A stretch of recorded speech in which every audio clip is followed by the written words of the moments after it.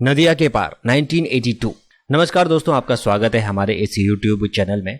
आज मैं बात करने वाला हूं नदिया के पार फिल्म के बारे में, जो कि 1982 में आई थी। 1982 की भारतीय ड्रामा फिल्म है, जिसे केशव प्रसाद मिश्र के उपन्यास कोहबर की शर्त के पहले भाग पर आधारित बनाया गया, जिसमें सचिन, साधना सिंह, इंदर ठाकुर, मिताली, सविता बजाज, शीला डेविड, लीला मिश्रा और सनी रैट जैसे कलाकारों की टोली शामिल थी।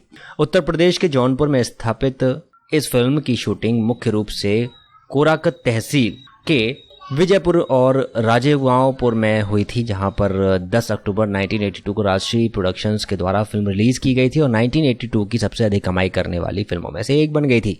राजश्री ने बाद में 1994 में हम आपके हैं कौन के रूप में फिल्म का रीमेक भी किया था और इसमें निर्देशक हैं गोविंद मुनीस। इसके द्वारा लिखा गया केशव प्रसाद मिश्र और आधारित थी कोहबर की शर्त। केशव प्रसाद द्वारा उत्पादित की गई थी और ताराचंद्र बड़जात्या में इसमें उत्पादित की गई थी, यानी प्रोड्यूस किया गया था। इसको अभिनीत किया गया था सचिन पिलगांवकर, साधना सिंह, छायांकन किया गया सुनील शर्मा, संगीत दिया गया है रविंद्र जैन द्वारा और वितरित किया गया था राजश्री प्रोडक्शन। रिलीज किया गया था 10 अक्टूबर 1982 और 143 मिनट को पूरे भारतवर्ष में हिंदी भाषा में, भोजपुरी अवधी भाषा में इसको रिलीज किया गया था। 18 लाख के बजट में बनी थी और 5.4 करोड़ रुपए के आसपास से भी ज़्यादा कमाई इसने कर डाली थी।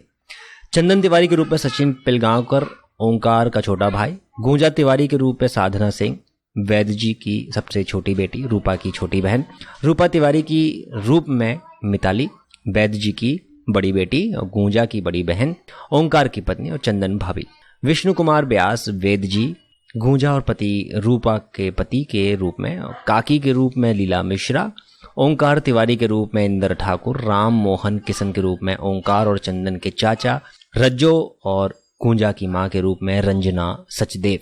अगर मैं इसे कहानी की बात करूं तो पूर्वी उत्तर प्रदेश का एक किसान अपने 2 भतीजों ओंकार और चंदन के साथ एक गांव में रहता है।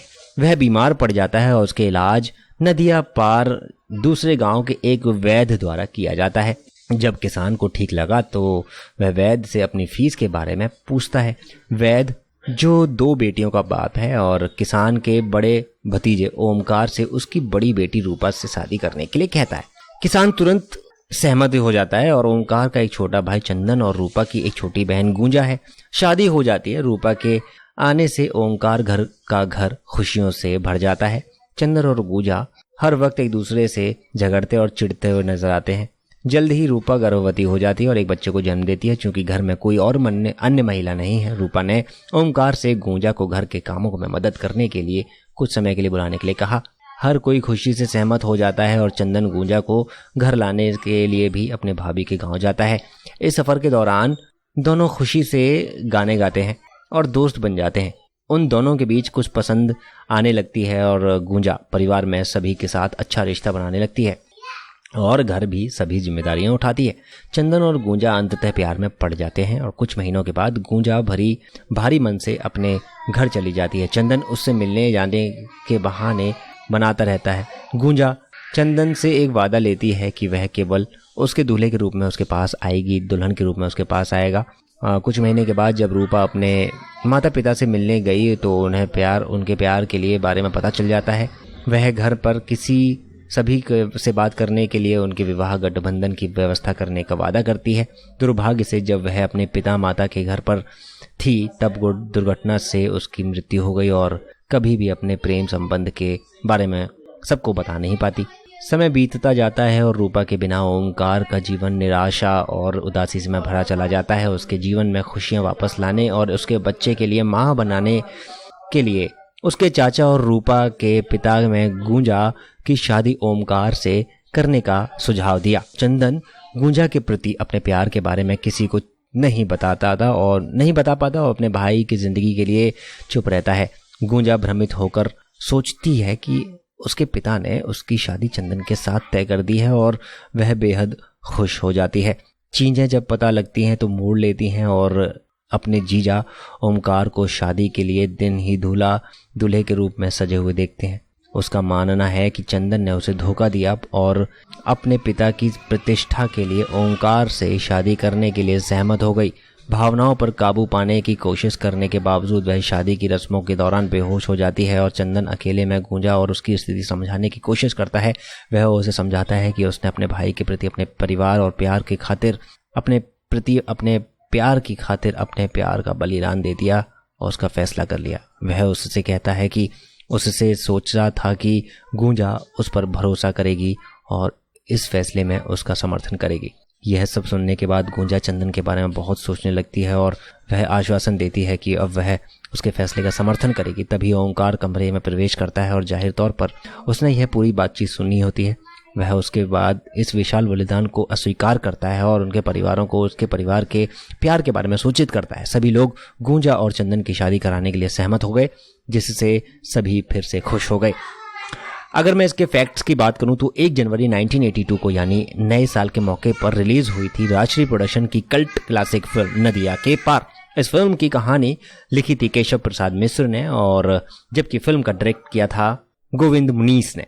फिल्म के प्रोड्यूसर थे ताराचंद बड़जात्या, जिन्होंने अपने बैनर राजश्री प्रोडक्शन के अंडर में इस फिल्म को बनाया था। फिल्म में सचिन पिलगांवकर, साधना सिंह, लीला मिश्रा और इंदर ठाकुर, शीला शर्मा और मिताली ने अहम किरदार निभाए हैं।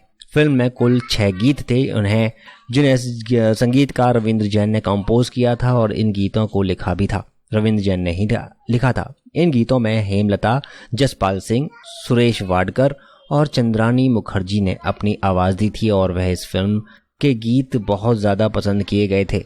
बात अगर इस फिल्म के बजट की करें तो 80 लाख रुपए के बजट में बनी ये फिल्म ने 5 करोड़ 40 लाख से अधिक की कमाई कर डाली थी। नदिया के पार फिल्म 1982 की टॉप 5 कमाई करने वाली फिल्मों की लिस्ट में सबसे आखिरी स्थान पर यानी 5वें स्थान पर थी। 80 लाख रुपए में बनी film world wide 5 crore 40 lakh रुपए से अधिक कमाई करने वाली बन गई थी। जबकि उस साल कमाई करने के मामले में नंबर 1 पर फिल्म रही दिलीप कुमार की विधाता, जिसने 16 करोड़ रुपए कमाए थे। दूसरे नंबर पर थी प्रेम रोग, जो कि 13 करोड़ रुपए कमाने में सफल रही थी। तीसरे नंबर पर थी नमक हलाल, जिसने 12 करोड़ रुपए कमाए थे। और चौथे नंबर पर थी खुद्दार, जो 7 करोड़ रुपए कमाने में कामयाब रही। वैसे यहाँ आपको ये बताना भी ज़रूरी है कि कई सोर्सेज और ऐसे दावा है कि नदिया के पार फिल्म कमाई के मामले में उस साल 19वें नंबर पर थी। नदिया के पार फिल्म की कहानी केशव प्रसाद मिश्र के उपन्यास कोहबर की शर्त पर आधारित है। यूं तो केशव प्रसाद मिश्र के उपन्यास को 2 भागों में लिखा था, लेकिन नदिया के पार फिल्म इस उपन्यास के पहले भाग पर ही बनी थी। और ये जानकर भी आपको हैरत होगी कि इस साल 1994 में आई राजश्री प्रोडक्शन की ही फिल्म हम आपके हैं कौन नदिया के पार फिल्म का रीमेक था। और फर्क बस इतना था कि नदिया के पार फिल्म रूरल बैकग्राउंड में यानी देहाती पृष्ठभूमि की थी और हम आपके हैं कौन एक शहरी खानदानी की थी और एक बहुत अच्छे परिवार की थी। नदिया के पार फिल्म में गूंजा का रोल एक्ट्रेस साधना सिंह नजर आई थी। साधना सिंह की पहली फिल्म थी। करियर की शुरुआत एक शानदार फिल्म से होने के बावजूद भी साधना सिंह फिल्मों में बहुत ज़्यादा खास नाम नहीं बना सकी। इन्होंने लगभग 20 से 22 फिल्मों में काम किया और जिसमें कुछ रीजनल फिल्में भी थी। और 90 के दशक में शुरुआत में साधना सिंह ने प्रोड्यूसर राजकुमार शहबादी से शादी कर ली और उसके बाद उनकी एक बेटी हुई जिसका नाम है शीना शहबादी और वो भी अब एक एक्ट्रेस है। साधना सिंह की बात करें तो फिल्मों के अलावा साधना ने टीवी पर भी काम किया है और कई सालों पर 2000 साल में साधना सिंह ने जुगमी नाम की एक फिल्म में कमबैक किया था। तब से लेकर अब तक वह हर साल इक्का दुक्का फिल्मों में नजर आती रहती हैं। 2019 में आई फिल्म सुपर 30 में साधना सिंह ऋतिक रोशन की मां के रोल में नजर आई थी। नदिया के पार फिल्म में चंदन यानी सचिन के बड़े भाई ओंकार के रोल में एक्टर इंदर ठाकुर नजर आए थे। इंदर ठाकुर पिता हीरालाल किसी जमाने में हिंदी फिल्मों में नामी विलन हुआ करते थे। इंदर कुमार उसके सबसे छोटे बेटे थे। नदिया के पार के बाद इंदर ठाकुर ने 1985 में तुलसी फिल्म का नाम में काम किया था। इंदर ठाकुर न केवल एक्टर थे बल्कि एक मॉडल और फैशन डिजाइनर भी थे, जिसमें 1985 में अमेरिका में न्यूयॉर्क में शहर में एक फैशन कंपटीशन में इंदर ठाकुर ने इंटरनेशनल फैशन डिजाइनर अवार्ड जीता था। इंदर ठाकुर एक एयर इंडिया फ्लाइट 182 में भारत वापस लौट रहे थे, लेकिन आतंकी संगठन बब्बर खालसा ने उस फ्लाइट को हवा में ही बम से उड़ा दिया और महज 35 साल की उम्र में इंदर ठाकुर इस दुनिया से अलविदा हो गए। उस हादसे में फ्लाइट में सवार सभी 329 लोग मारे गए थे। नदिया के पार फिल्म का संगीत दिया गया था महान संगीतकार रविंद्र जैन के द्वारा और ये जानकर आपको अचरज होगा कि रविंद्र जैन बचपन से ही ब्लाइंड यानी नेत्रहीन थे, लेकिन ईश्वर ने रविंद्र जैन को प्रतिभा का धनी बनाया था।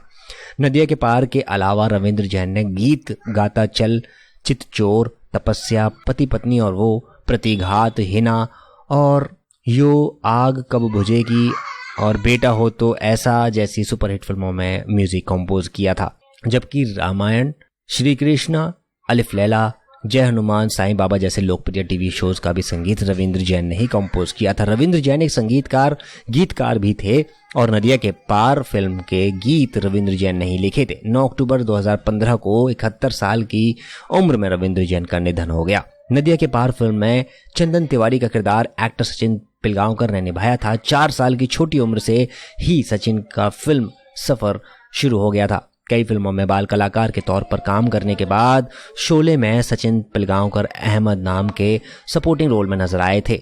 फिर इसी साल आई गीत गाता चल और चल में सचिन ने पहली दफा मुख्य हीरो की भूमिका निभाई। अपने करियर में सचिन ने बालिका बधू, अखियों के झरोकों से, अवतार, सत्ते पे सत्ता, कई बड़ी दूसरी फिल्मों में, सुपरहिट फिल्मों में भी काम किया था। हिंदी के अलावा सचिन ने ढेरों मराठी फिल्मों में भी काम किया है। फिल्मों में अलावा सचिन छोटे बड़े पर्दे पर काम करते हुए नजर आते ही रहते हैं। नदिया के पार राजश्री प्रोडक्शन की भोजपुरी फिल्म है, लेकिन अब हम एक खास नजरिए से देखें तो इस फिल्म में हमें विविध भारत की पूरी झलक दिखती है, जो कि फिल्म को सबसे लोकप्रिय बनाती है। गीत कौन दिशा में लेके चला रे बटोहिया, ये गीत आज भी लोग पसंद करते हैं और ये गीत भोजपुरी भाषा का गीत है। जबकि इस गीत के गायक जसपाल सिंह एक सिख हैं जो पंजाब के रहने वाले हैं। गीत में जसपाल सिंह का हाथ देने वाली गायिका हेमलता हैं जो जीवन बंगाल में गुजरा है। गीत में नजर आए सचिन पिलगांवकर एक मराठी हैं, लेकिन इन सभी ने मिलकर इस गीत में इतना खूबसूरत काम किया कि लगता ही नहीं कि भोजपुरी के अलावा किसी और भाषा का कलाकार इतना शानदार काम इस गीत में कर सकता था।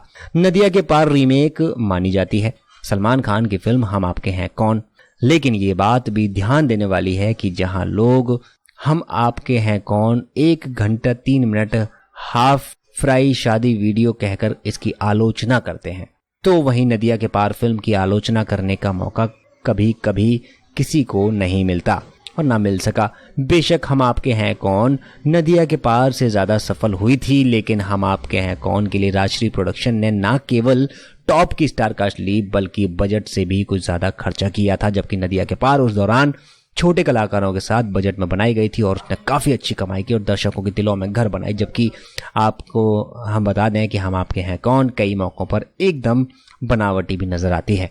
नदिया के पार फिल्म की 90% शूटिंग उत्तर प्रदेश के जौनपुर के कोराकत नगर पंचायत के 2 गांवों में हुई थी। इन गांवों के नाम से थे विजयपुर और राजेपुर। ये दोनों गांव गोमती नदी के किनारे बसे हुए हैं। यहीं पर सई नदी भी गोमती नदी में आकर मिलती है। फिल्म का कुछ हिस्सा बलिया में भी फिल्माया गया था। फिल्म में विजयपुर और रोजपुर और राजेपुर गांव का बलिहार और चौबेपुर गांव बताया गया है। फिल्म का हीरो चंदन तिवारी बलिहार गांव का रहने वाला है। कहा जाता है कि जब इस फिल्म की शूटिंग चली तब उस इलाके में पुलिस तैनात रही और ऐसा इसलिए क्योंकि अक्सर बड़ी तादाद में शूटिंग देखने के लिए भीड़ आ जाया करती थी और कई दफा बेकाबू भी हो जाया करती थी। नदिया के पार फिल्म का होली गीत जोगी जी की शूटिंग के लिए कई बोरियां भरकर रंग और गुलाल मंगवा कर रखे गए थे और इस गीत में लोगों के भीड़ हमें नजर आती है और उस गांव के स्थानीय निवासी थे जहां शूटिंग की गई थी, जहां पर फिल्म की शूटिंग के दौरान उन लोगों का भी इस्तेमाल किया गया था। कहा जाता है कि फिल्म की शूटिंग कंप्लीट हुई और फिल्म यूनिट गांव से जाने लगी तो वहां गांव वालों और यूनिट के बीच में आंखों में नमी आ गई। 1.5 महीने तक फिल्म शूट चली रही और उस दौरान गांव के लोगों के संग फिल्म यूनिट की बढ़िया दोस्ती हो गई थी, लेकिन जब जुदाई का वक्त आया तो कई लोग फूट फूट कर रोने भी लगे थे। इसी जानकारी के साथ ये वीडियो भी यहीं पर खत्म होती है। मुझे उम्मीद है आपको हमारा वीडियो खासा पसंद आया होगा। पसंद आया तो लाइक कीजिए, सब्सक्राइब कीजिए चैनल को, वीडियो को शेयर कीजिए। आने वाले समय में और भी तमाम ऐसे ही जानकारी भरी वीडियोस हम आपके लिए लाते रहेंगे। नमस्कार।